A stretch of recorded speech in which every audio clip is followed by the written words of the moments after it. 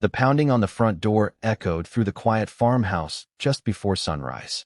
Claire Bennett froze in the kitchen, one trembling hand gripping a coffee mug while the other instinctively rested on the shoulder of the little boy standing beside her. 5-year-old Liam looked up with sleepy blue eyes. Another knock came, louder this time. When Claire slowly opened the door, the man standing on the porch stole the air from her lungs. Ethan Mercer, the husband who had abandoned her while she was 7 months pregnant, stood there in an expensive charcoal suit, rain dripping from his hair. The confidence that once filled his face had disappeared. He looked exhausted, older, and deeply broken. Before Claire could say a word, Ethan whispered, "Please, let me see my son."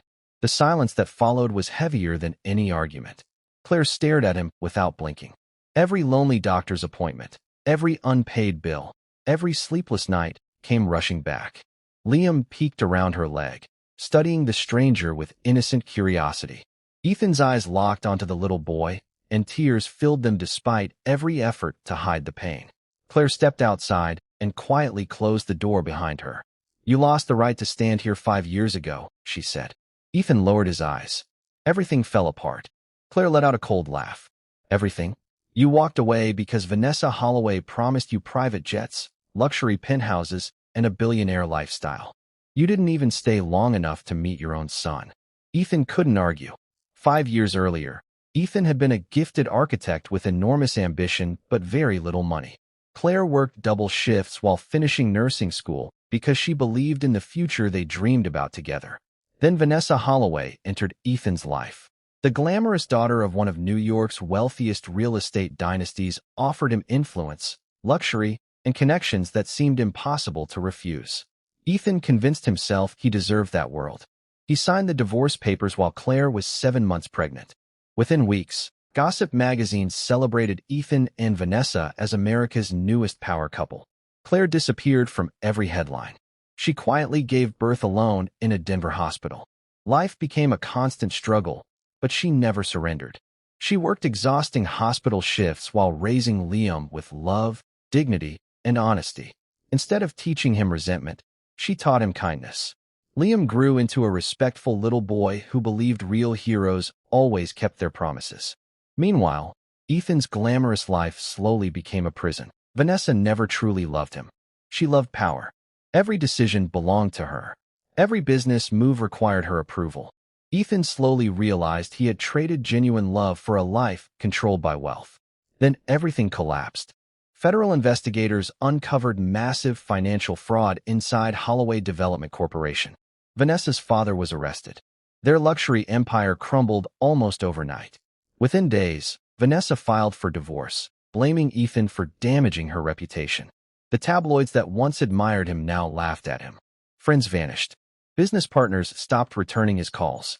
Vanessa had secretly transferred almost every valuable asset into her own name months before the investigation. For the first time in his life, Ethan truly understood betrayal.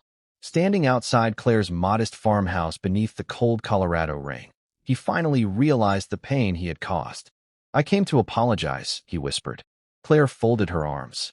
"No," she replied quietly. "You came because you finally know what it feels like to lose everything." Before Ethan could answer, a sleek black SUV rolled slowly into the driveway. The driver stepped out first and respectfully opened the rear passenger door. An older gentleman wearing a perfectly tailored navy overcoat stepped onto the gravel. His silver hair, calm expression, and quiet confidence immediately commanded attention. Ethan frowned. The face looked strangely familiar.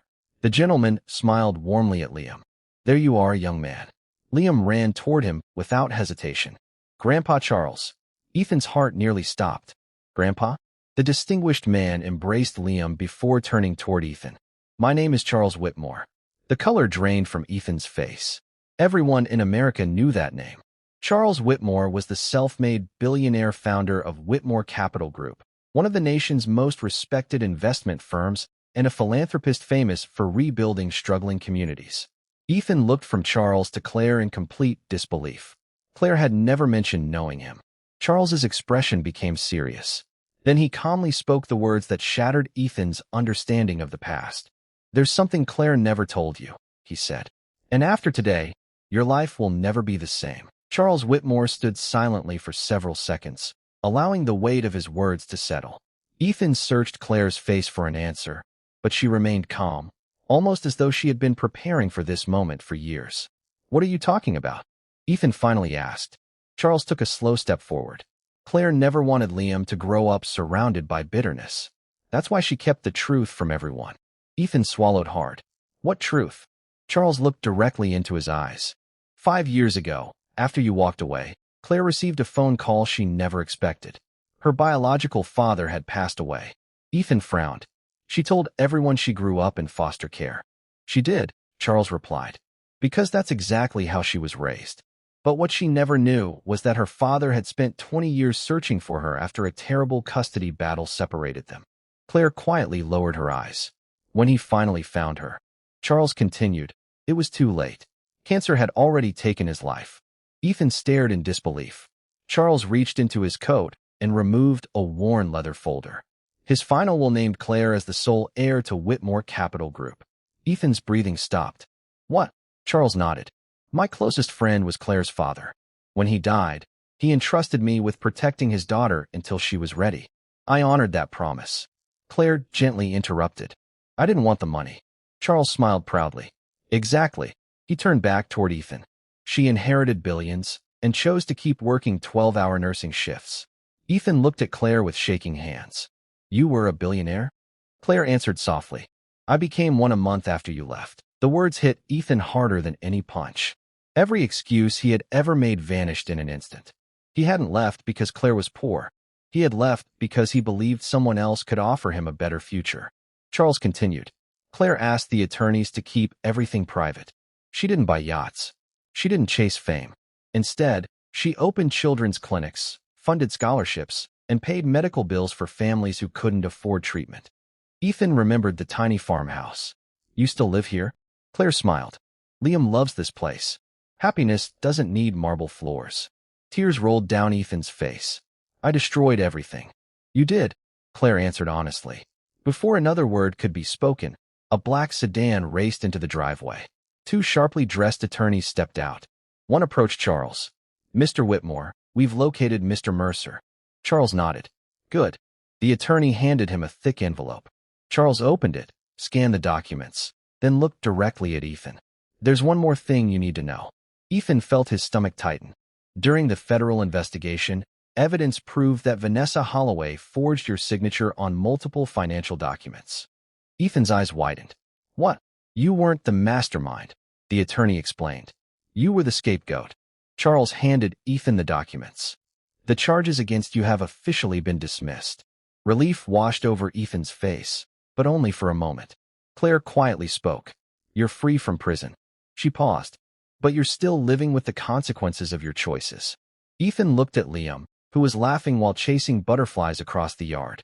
5 years of birthdays. 5 years of bedtime stories. 5 years of first steps, first words, scraped knees, Christmas mornings, and school plays. Gone forever. No court could return them. No fortune could buy them back. Ethan slowly fell to his knees. "I'm not asking for another chance," he whispered. "I don't deserve one. I only hope, someday, Liam will know that his father finally learned what truly matters." Claire looked at Charles. The billionaire gave a small nod. She walked to the front door and called softly, "Liam." The little boy ran over with a bright smile. "This is Ethan," Claire said gently. "He's your father." Liam studied the stranger for a long moment. Then, with the innocence only a child could possess, he asked, "Are you staying this time?" Ethan broke down completely. Unable to speak, he simply nodded through tears. Claire watched silently. Forgiveness would never erase the past. Trust would take years to rebuild. But for Liam's sake, a door that had once been permanently closed had opened just enough to let hope walk through. And sometimes, the greatest fortune in the world wasn't measured in billions. It was measured in the chance to become the parent someone should have been all along.